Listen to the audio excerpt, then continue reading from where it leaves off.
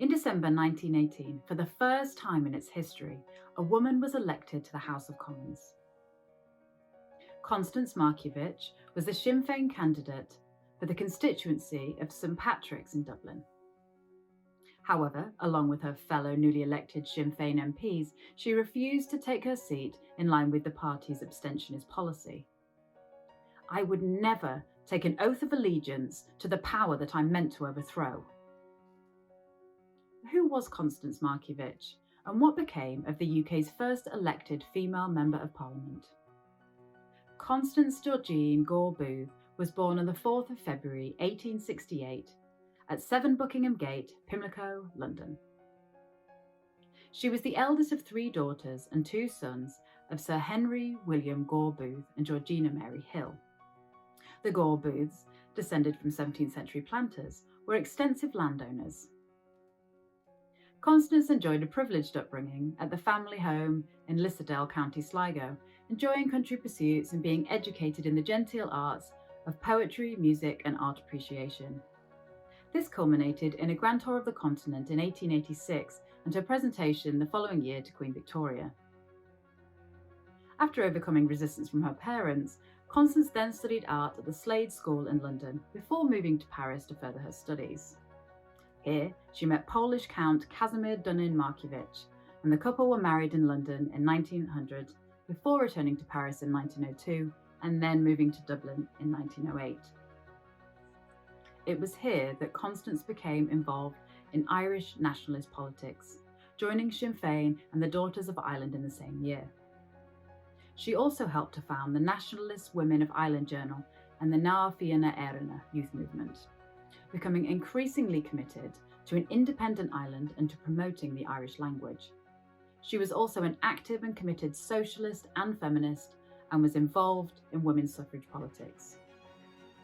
The Countess, who separated from her husband in 1909, became something of a celebrity in Dublin's radical circles.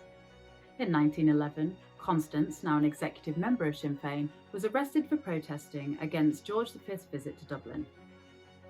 In 1913, she assisted striking workers during the Dublin lockout, one of the most severe and bitter industrial disputes in Ireland's history.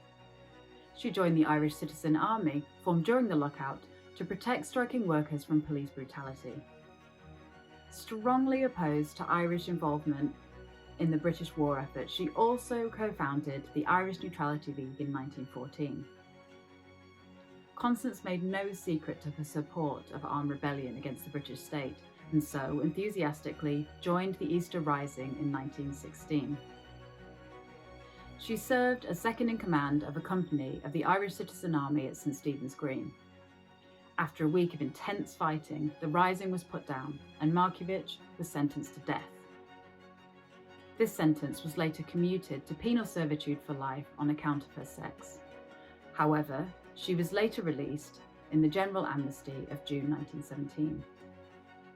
This newfound freedom was short-lived, however. Along with many other members of Sinn Fein, Markievicz was interned on account of alleged involvement in a spurious German plot to foment a second armed insurrection in Ireland. It was from a prison cell that Constance campaigned in the 1918 general election. Markievicz won her seat by 7,835 votes to the incumbent William Field's 3,742. However, the seats that she and other nationalists took up were not in Westminster, but in Dublin, in the first Dáil Éireann, or the Irish Parliament. Like many members of the prescribed Dáil, Markievicz spent most of her time on the run. Nevertheless, in March 1919, she was appointed the Dáil's Secretary of Labour, making her the first woman cabinet minister in Europe. She was then arrested again in June for making a seditious speech and sentenced to 4 months hard labour, her third prison sentence in 4 years. She was released under a general amnesty, following the signing of the Anglo-Irish Treaty, a treaty that she vehemently opposed. Under the terms of the treaty, Ireland was to become a self-governing dominion of the British Commonwealth, with George V and his heir remaining head of state. In the bitter Irish civil war that followed between pro- and anti-treaty forces, Markievicz continued to extol the Republican cause.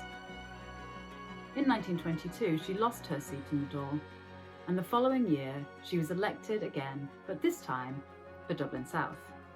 In an echo of 1918, she refused to take the oath of allegiance to the King and, like other elected Republicans, disqualified herself from sitting. Removed from parliamentary politics and increasingly detached from her former Republican colleagues, some of whom remained suspicious of female politicians and of Markievicz in particular, she remained committed to the Republican ideal and produced many publications which focused more on former glories than disappointing contemporary realities. In 1926, she joined the new Fianna Fáil party, standing successfully as its candidate for Dublin South in June 1927. But hard work and often rough conditions had taken their toll on Markievicz, and her health deteriorated. Constance Markievicz, the first woman elected to the UK Parliament and the Dáil Éireann, died on the 15th of July 1927 at St Patrick Dun's Hospital, Dublin, on a public ward, having given away the remainder of her wealth. Playwright and fellow socialist Sean O'Casey remembered that one thing that she had in abundance: physical courage.